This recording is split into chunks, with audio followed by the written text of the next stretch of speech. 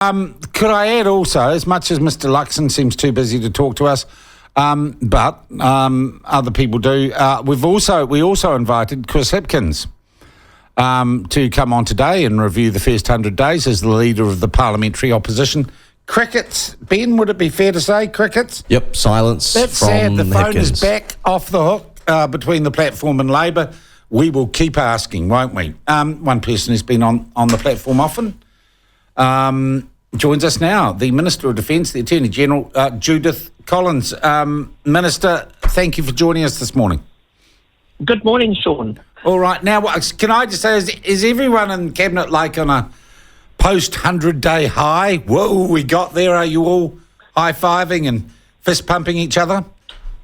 I think we're thinking, well, we know that there's more plans to come. So it's, really good to have that one ticked off. And I've been in a few governments, as you know. I've never seen a government work with such speed, but also so well planned beforehand. So, look, I'd just say... It's amazing for what I'm told is a coalition of chaos, Judith. Well, clearly not. Clearly, it's not. But that's, Labor, isn't it? They're good at slogans, like Kiwi Build, not so good on the delivery themselves. Yeah. Well, I wonder, and I've been thinking what's going to be on the next list, and I hate to say it because this is your responsibility.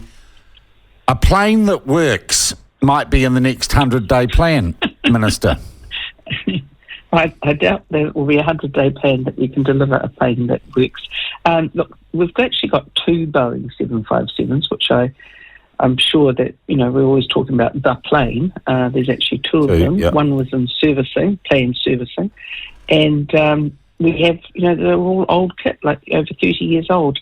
They were second-hand when we bought them, a couple of decades back. And like any second-hand vehicle, in this case planes, they do have problems. And but yeah, I look at the cost of it, and right at the moment, I can tell you, there's no way that I could justify right at the moment that expense. And we've got the Defence Capability Plan coming out to me in June. I brought that forward from the plan September. And we'll see what we can do. I mean, look, the fact is we're 5 million people on the earth. We've got to be able to have planes that work, and this is one of the things we have to deal with. Okay. What about a little Learjet for the Prime Minister then? Well, see, that's the thing. It's not actually just for the Prime Minister. It's mostly used for shifting defence people around, sometimes people from allied nations, friends, friendly countries. It's not just about the Prime Minister, and it's got to be able to take equipment as well. All right, but you would say, look, it gets an awful lot of coverage. Is that because basically it's also when the Prime Minister or senior ministers do travel abroad, mainstream media hit your ride for free, so they're always upset when their free lift breaks down? Well, I can imagine they would have been all pretty upset sitting waiting in the plane and then being disembarked. It must have been pretty awful for them. But look, I think we've all been on commercial flights where those sorts of things happen as well. Yeah. The fact is we don't have 100 planes to call upon. We have 2. Yeah. And I guess, as I said the other day, I said the pilots, they said there's something wrong. There's a whining coming from the back of the plane. They forgot they had the press gallery on board. Yes, I saw that. I thought that was a bit mean, but no.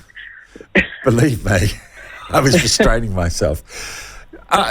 Minister, the other thing I want to say, as much as I guess the focus in the first 100 days has been on these 49 points, which upsets OCD people like me, there have been other things that this government has done in its first 100 days which haven't been on the list but have been significant changes in position.